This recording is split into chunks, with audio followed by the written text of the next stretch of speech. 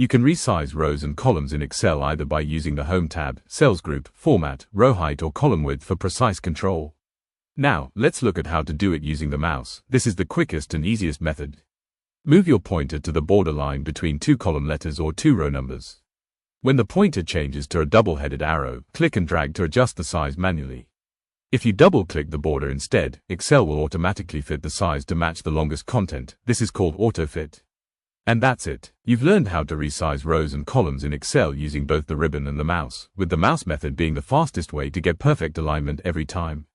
If you found this helpful, don't forget to check out our other Excel tutorials to boost your skills even further, and make sure to subscribe for more tips and tricks that will save you time and make your spreadsheets shine.